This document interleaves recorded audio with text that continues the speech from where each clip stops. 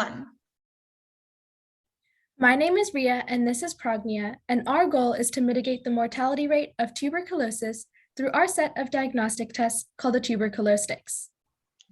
Did you know that tuberculosis takes approximately 1.5 million lives worldwide on a yearly basis, almost paralleling the death rate of COVID-19 this year?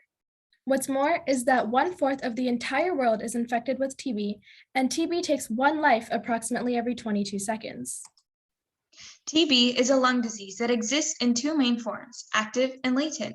Active TB occurs when the bacteria Mycobacterium tuberculosis, or MTB, produces symptoms. Latent TB occurs when this disease is asymptomatic and doesn't produce symptoms, but this means that it can later advance into a fatal stage of active TB. Unfortunately, current diagnostic methods have numerous weaknesses. For example, the sputum culture test forces patients to undergo a painful process that risks transmission. The Mantoux skin test detects both active and latent TB, but is inaccurate for those who are vaccinated for TB. The TB-LAM AG test has an unreliable accuracy rate of 4 to 66%. Finally, many tests like the chest X-ray are lengthy and overly expensive. A systematic review reveals that once one contracts TB, they undergo ineffective tests, which often results in incorrect treatment and can lead to damaged organs, additional transmission of the disease, and even death. To address all of these issues, we have designed lateral flow assays, which are similar to urinary pregnancy tests. They provide instant and accurate results for both active and latent TB in a safe and painless manner and at an affordable price, as shown here in this video. The assay detecting active TB uses an antibody called My2F12 to detect the surface molecules on MTB called ManLam.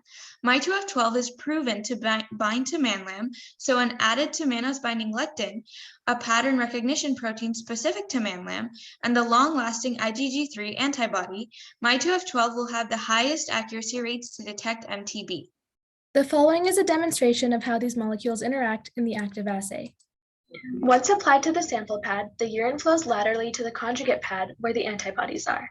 If there is bacteria present, the antibodies bind to the ManLam on the bacteria and flow across. The test line will then show color to indicate that the test is working properly, and the control line will show color for a positive result. The sample is then safely collected in the absorbent pad.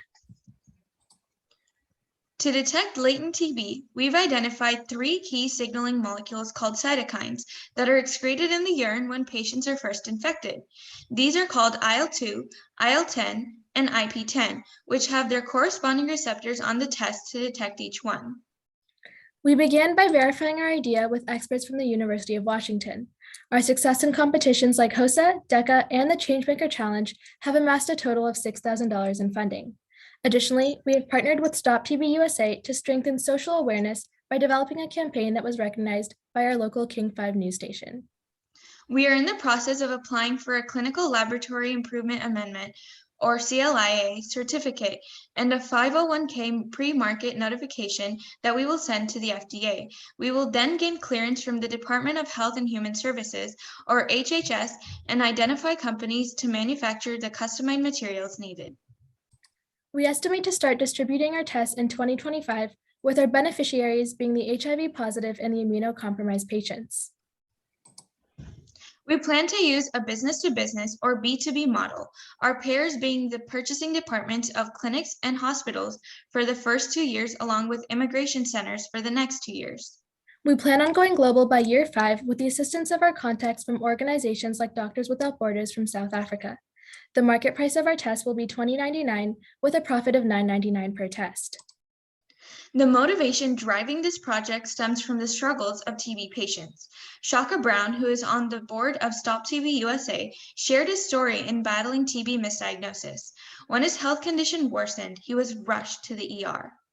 After his doctors finally suspected he may have TB, he spent 17 whole days in isolation trying to provide sputum samples, even though his lungs were weakened.